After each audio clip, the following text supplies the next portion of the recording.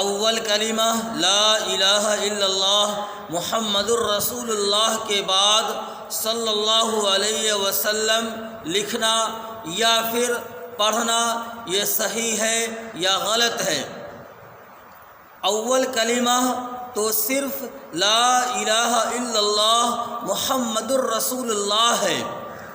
اب رہی بات یہ کہ اس کلمہ کے بعد صلی اللہ علیہ وسلم اگر کوئی اس خیال سے پڑھتا ہے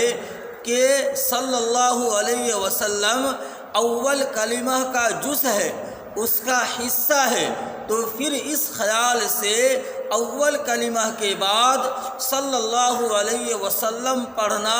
یہ غلط ہے، صحیح نہیں ہے۔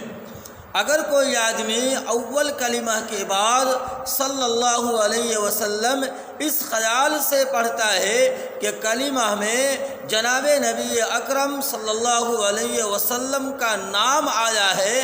اور نبی صلی اللہ علیہ وسلم کے نام کے بعد صلی اللہ علیہ وسلم پڑھنا یہ حدیث سے ثابت ہے، تو پھر اس کے لیے اول کلمہ کے بعد صلی اللہ علیہ وسلم پڑھنا یا لکھنا یہ جائز ہے، لیکن اس میں بھی احتیاط ہے کہ صلی اللہ علیہ وسلم کہتے وقت اول کلمہ جو پڑھنے کا انداز تھا اور صلی اللہ علیہ وسلم جو کہنے کا انداز ہے،